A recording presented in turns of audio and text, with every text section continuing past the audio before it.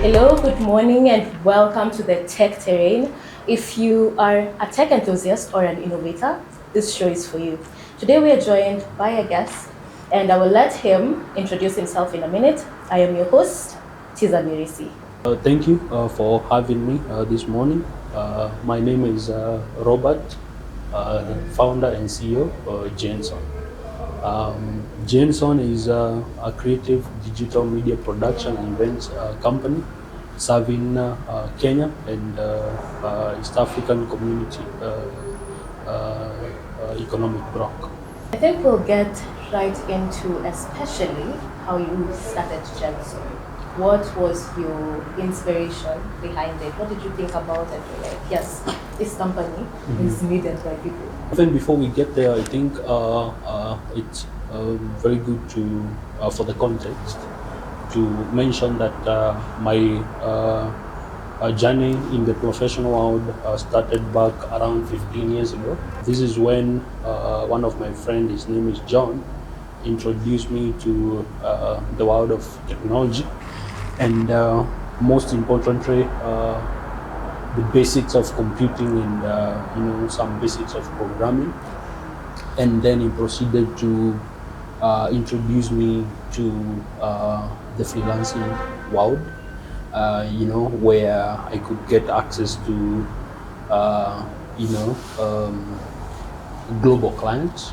And my first successful interaction with a client through freelancing, that's when I met someone else. Her name is Asal, who owns a digital marketing company in California. Through working for her, I was able to now get the complete foundation. That's how. That's when I left the digital marketing profession as a consultant and a practitioner in digital marketing, and started my own business, that is Janeson. From being entrepreneurial since when I was young, that's number one. I was entrepreneurial, so I had that entrepreneurship DNA. So at a certain point, I had to more of start something, and I had seen companies struggling, but when we injected the power of digital marketing, we could see things turning. So I knew that skills I would leverage on that skill to grow the business. I was also more into things to do with music and filmmaking. So I wanted to more of create an infrastructure whereby musicians can come and make music, whereby voiceover artists can come and improve their skills and start earning income as video actors and things of that nature. First of all, you've talked about going from programming to digital marketing and then starting your own company. That's a process by itself.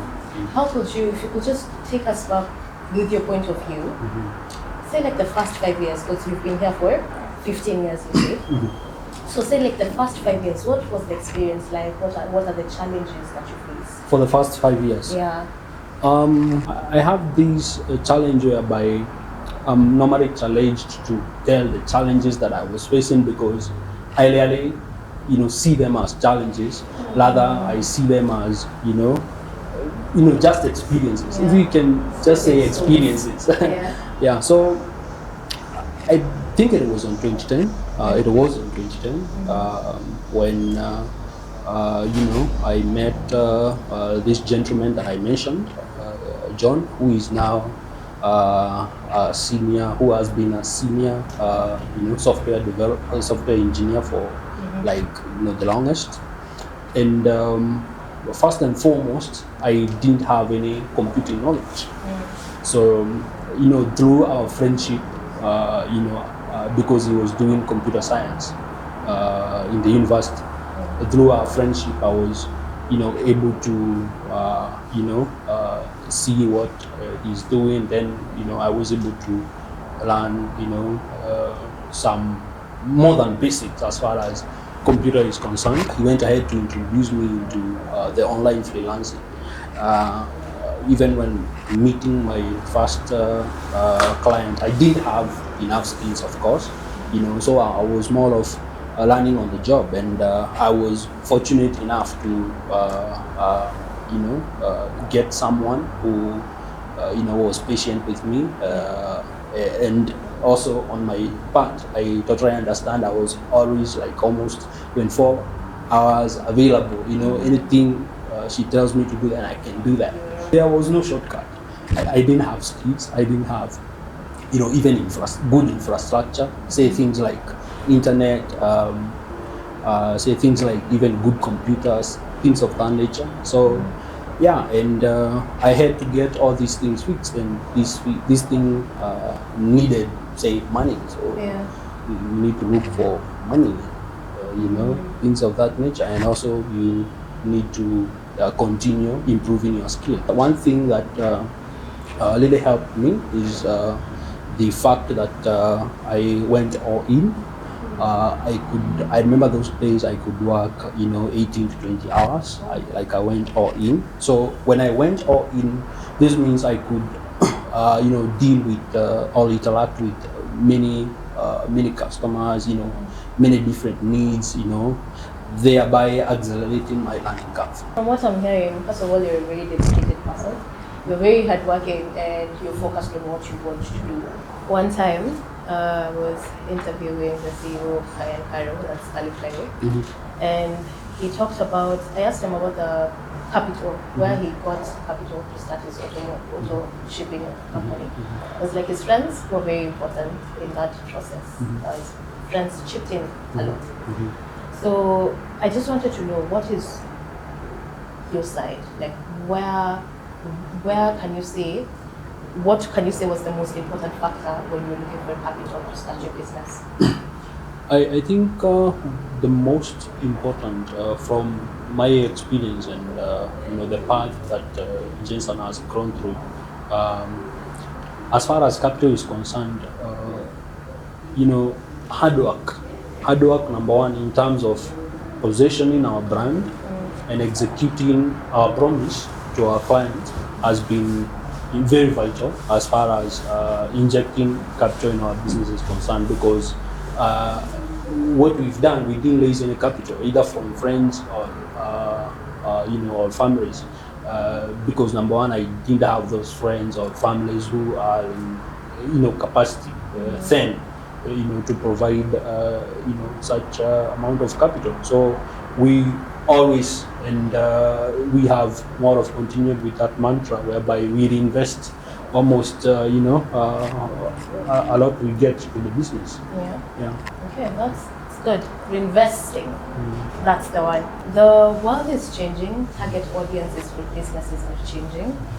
What can you say, or how do you think you implement strategies that kind of like keep your company on toes, especially when it comes to getting your target audience?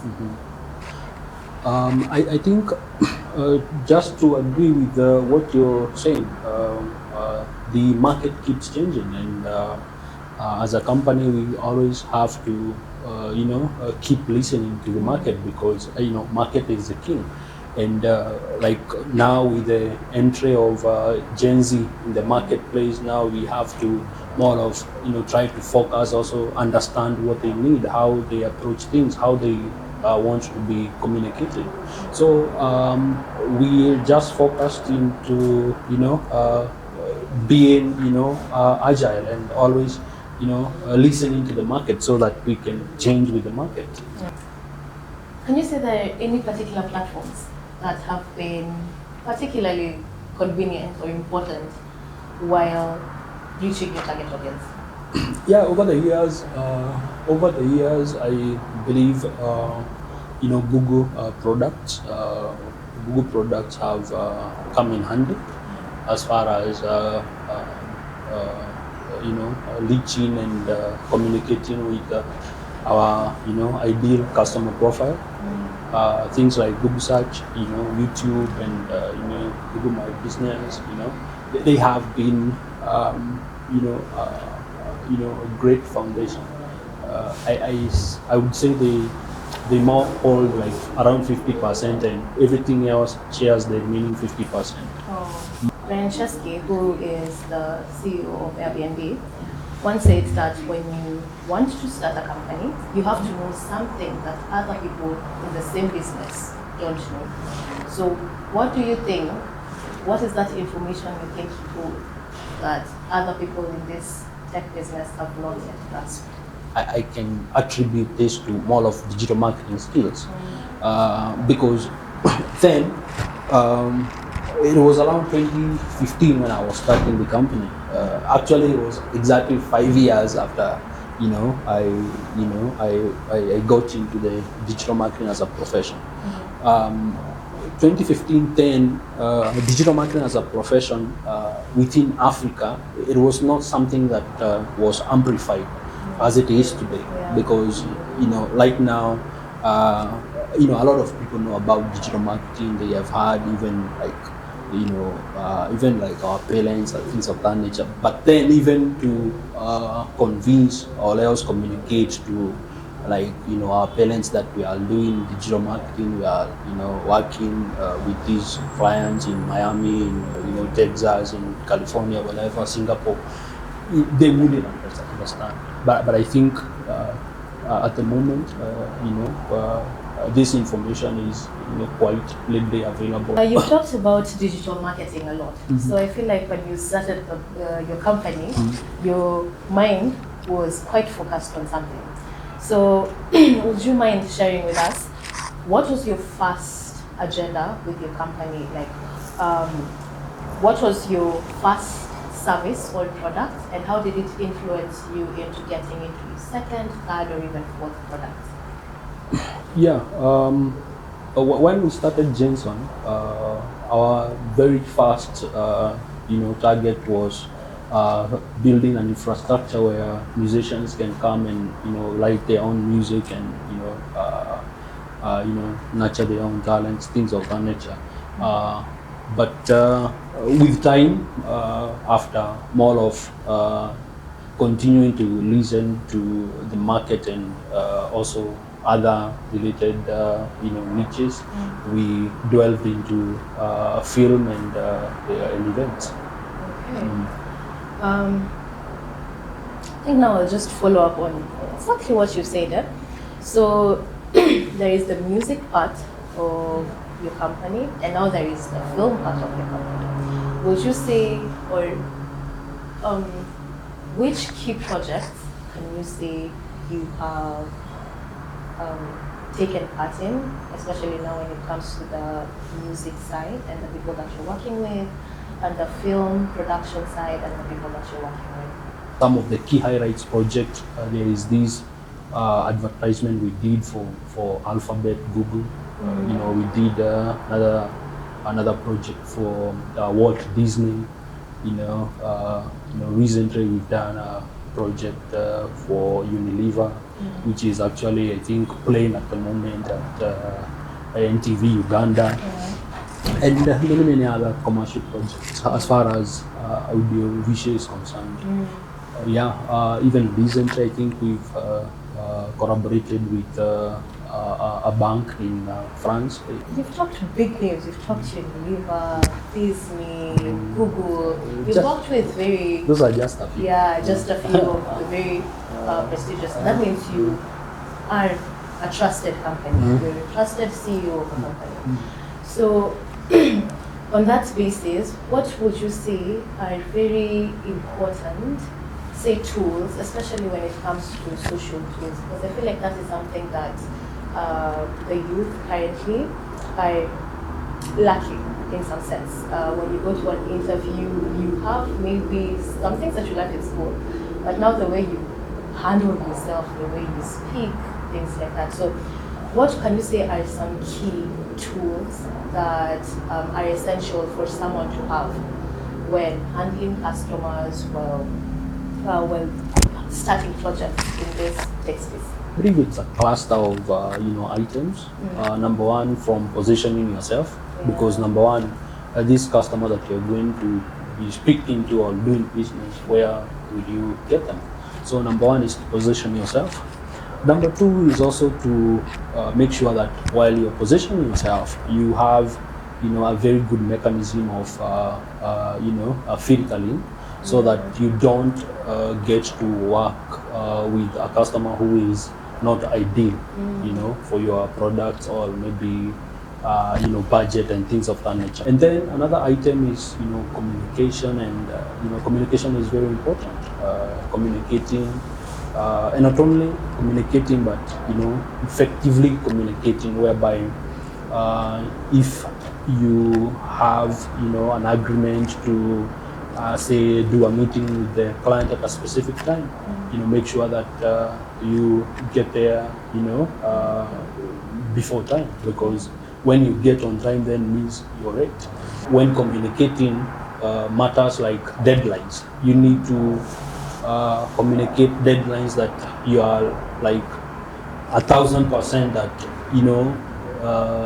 anything happens, we can meet those deadlines, and make sure that before the deadline you deliver your promise, making sure that while if all the processes have gone successfully, the end product, make sure the end product exceeds the client's expectations. So you've talked about your customer base, and it seems like you're very specific with your clientele. You're quite picky, just don't take everybody. What can you say are some experiences or some challenges that you have faced in the past 15 years that have enabled you to become who you are as a CEO and as a company?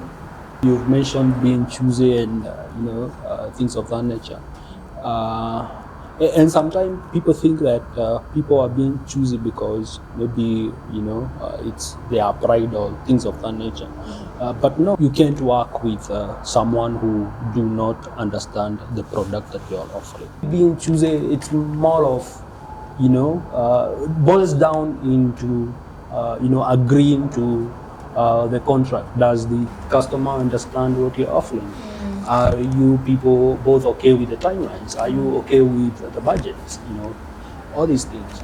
So my next question was now to directly sort of address now the youth who are in the tech and innovative platform. What would you tell them, especially for somebody who has a project, they want to start it?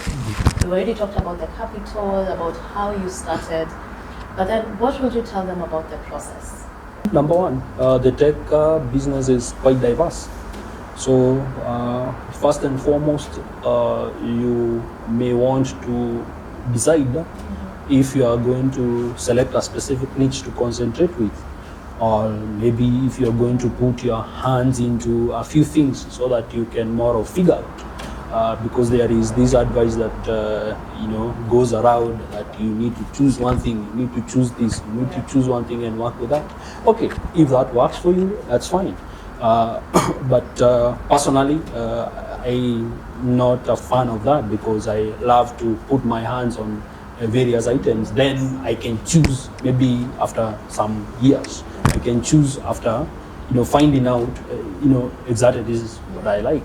Most importantly, what I understand at the moment is that the tech industry is very competitive, and the tech industry is, saturated with, people, who are very smart. So you have to work very hard. You need to be, persistent. Yeah. You don't try things like, say, 1 month, 2 months, 3 months. And if they are not working out, then you more of quit and go try the other thing. Then after 3 months you quit, and you just building a habit of quitting, and you are a quitter. I can tell you for sure that back in the days when I was starting the digital freelancing career, I was in a small town where people have big dreams. This is in Nyeri town, and I had to leave that town for one item: internet. We can now move to the parting shot. Yes. Tell us something as we conclude on this interview. As we go ahead, we are seeing that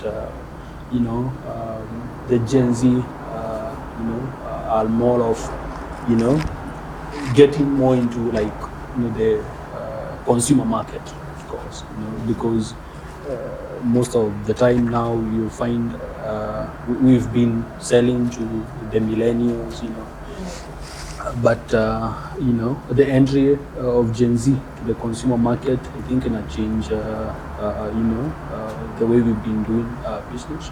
When you are hardworking and you are persistent, and you have that resilience, then it means that you are a person who can, even if you don't have like any people who can support you, you don't have like you don't come from that rich family or that background where people understand a lot of things, and you relying mostly on looking things from online and things of that nature. That means that if you are hardworking and you have that resilience, that means you are using much of your time to improve yourself. To go take say a tech related course, to go to these maybe seminars, to use your evening to read some books, or do some researches. Daily basis, improving yourself. And as a young person, normally they do not have much responsibility, so you can use 100% of the time to improve yourself. So I think with that, we can come to the end of the first episode of the Tech Terrain. Hard work, persistence, and resilience. If there's something I have gotten from this interview, that's the one. That's the key to success. So with that, I hope that you enjoyed the first episode. I hope that you learned something from it. If you're like me and you've gotten one thing from it, comment down below and let us know what exactly you have gotten, grasped from this show that can help you move forward. And with that, that has been our guest, Mr. Robert, the CEO of Janeson. And thank you. Thank you for having me. Thank you also for being here.